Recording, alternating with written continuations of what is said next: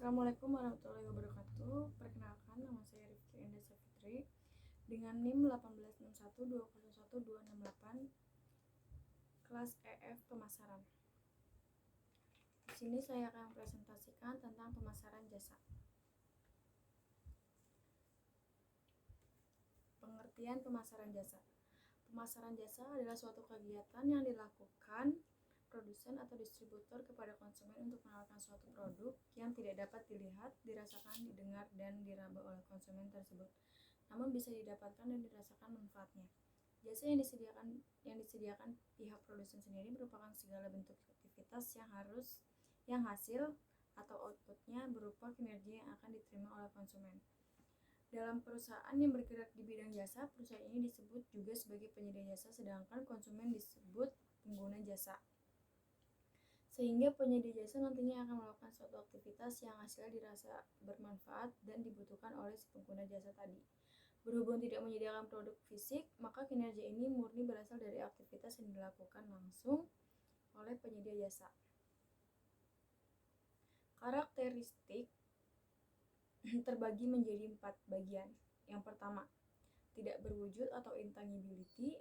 Jasa dan produk adalah dua jenis yang berbeda. Pada produk tentunya bisa diketahui dengan semua panca indera, baik itu dilihat, dicecap, dirasa dengan lidah, didengar, dicium, dan sebagainya, sebab memiliki fisik.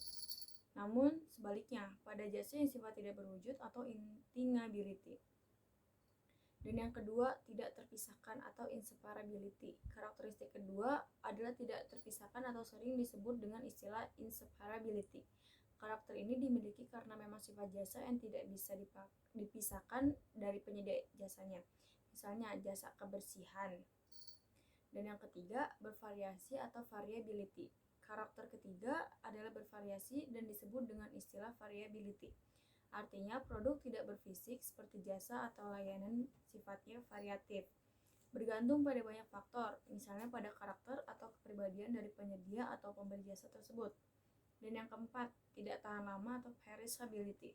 Karakteristik jasa berikutnya adalah tidak tahan lama atau perishability, artinya suatu jasa tidak bisa disimpan dan direncanakan untuk digunakan di kemudian hari. Jasa sifatnya tidak bisa disimpan, tidak bisa dipakai di hari lain, dan tidak bisa di-stok sebagai persediaan. Jenis-jenis pemasaran jasa. Dalam pemasaran jasa, nantinya juga wajib mengenai jenis-jenis yang umum tersedia di pasaran. Secara umum, jenis jasa ini akan mempengaruhi teknik pemasaran yang akan diterapkan. Adapun jenis-jenisnya sebagai berikut. Yang pertama, berdasarkan segmen pasar. Jenis jasa yang pertama adalah didasarkan pada segmen pasar dan terbagi menjadi dua, yaitu jasa kepada konsumen, yakni layanan yang diberikan kepada konsumen atau pengguna jasa secara langsung dan personal. Misalnya jasa cleaning tadi yang ditujukan untuk perorangan. Dan yang kedua, jasa kepada organisasi atau perusahaan, sehingga penyedia jasa bisa memberikan layanannya kepada perusahaan atau organisasi. Misalnya jasa akuntansi dan perpajakan, jasa konsultasi manajemen, dan lain-lain. Dan yang ketiga, berdasarkan tingkat perwujudan.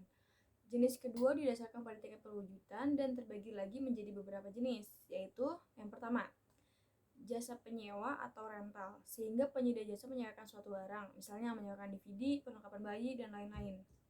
Dan yang kedua, jasa reparasi, yakni jasa untuk memperbaiki atau reparasi barang yang dimiliki pengguna jasa, misalnya servis perbaikan arloji, servis kulkas, dan lain-lain. Dan yang ketiga, jasa personal, yakni penyedia jasa menawarkan layanan personal seperti jasa sopir pribadi, jasa pengasuh bayi, dan lain-lain.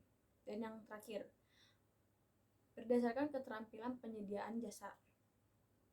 Jenis ketiga adalah didasarkan pada keterampilan dari penyedia jasa dan terbagi menjadi dua jenis, yaitu jasa profesional, di mana penyedia jasa sudah memiliki legalitas maupun sertifikasi. Misalnya, jasa akuntansi dan perpajakan yang tidak bisa dilakukan oleh semua orang.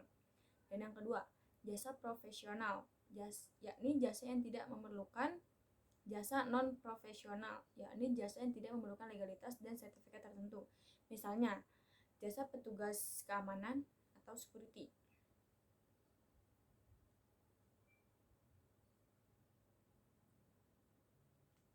Strategi dalam pemasaran jasa. Secara umum, strategi dalam pemasaran layanan ini antara lain, yang pertama, pertama, berpusat pada pelanggan dan karyawan. Strategi pertama dalam memasarkan suatu layanan atau jasa adalah perusahaan atau penyedia jasa berpusat pada pelanggan dan karyawan. Jadi, penyedia jasa tidak bisa hanya berpusat pada pelanggan atau sebaliknya. Harus pada keduanya dan seimbang. Mengapa? Sebab karakter jasa tadi yang tidak bisa dipisahkan. Dan yang kedua, mengelola diferensiasi jasa.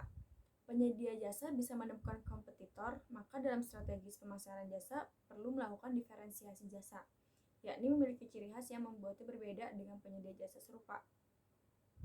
Hal ini perlu terus dilakukan karena inovasi yang dilakukan dijamin akan terus diikuti kompetitor. Yang ketiga, mengelola kualitas jasa yang disediakan. Strategi berikutnya adalah mengelola kualitas jasa yang disediakan supaya kualitasnya konsisten dan terus meningkat. Hal ini penting untuk bisa bertahan dan tidak kalah dari kompetitor, sebab kualitas jasa yang terus terjaga dan berkembang akan sukses meraih kepercayaan pelanggan. Dan yang terakhir, mengelola produktivitas jasa. Berikutnya adalah mengelola produktivitas jasa. Maksudnya adalah terus meningkatkan produktivitas, misalnya dengan mengembangkan jenis layanan yang disediakan sekaligus menambah jumlah karyawan yang akan memberikan jasa. Strategi pemasaran jasa ini perlu diterapkan saat perusahaan sudah berkembang. Bauran pemasaran jasa. Bauran ini sama artinya dengan semua unsur dalam pemasaran yang dilakukan. Dalam pemasaran jasa terdapat beberapa bentuk bauran yang tentu saling melengkapi dan tidak bisa dipisahkan satu sama lain.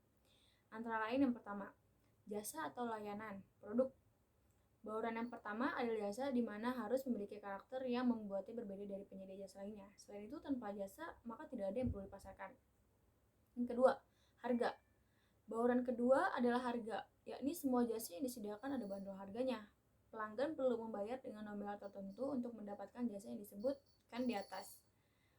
Dan yang ketiga, tempat. Penyediaan atau pemberian jasa tetap memerlukan tempat dan tempat ini disesuaikan dengan jenis jasa yang disediakan. Dan yang keempat, promosi. Memasarkan jasa tentu tetap penting dan harus mampu menyampaikan keunggulan dan manfaat dari jasa yang disediakan. Yang kelima, ada orang. Yang dimaksudkan adalah penyedia jasa yang memberikan aktivitas pelayanan dan kemudian mempengaruhi kualitas jasa tersebut. Keenam, proses, yakni bagaimana proses menyampaikan dan melaksanakan pemberian jasa kepada para pengguna jasa. Dan yang terakhir, pelayanan konsumen, yakni penyediaan layanan pra dan pasca transaksi penggunaan jasa oleh pelanggan. Bagian terakhir ada audit pemasaran jasa. Ketika melaksanakan pemasaran jasa, maka setelahnya perlu melakukan audit, yakni mengecek apakah kegiatan pemasaran yang diterapkan sudah memberikan hasil yang sesuai atau belum. Audit ini bertujuan agar tujuan pemasaran bisa tercapai dan menjamin keberlangsungan perusahaan. Audit untuk pemasaran suatu jasa ini kemudian perlu dipastikan memenuhi sejumlah kriteria sebagai berikut. Yang pertama, dilakukan secara periodik, sehingga audit tidak dilakukan di setiap saat supaya bisa mengetahui efektivitas dari strategi yang diterapkan. Sebab kadang strategi sudah benar, namun butuh waktu untuk menunjukkan hasil positif. Dan yang kedua, dilakukan secara komprehensif, yakni mengecek kelemahan dari semua aspek yang terlibat dalam kegiatan pemasaran. Dan yang ketiga, memiliki prosedur yang sistematis sehingga alurnya jelas untuk bisa mengetahui kelemahan strategi PEN dengan detail dan tepat. Dan yang terakhir, secara objektif, sehingga untuk proses audit ini sebaiknya dilakukan oleh orang atau pihak luar yang netral.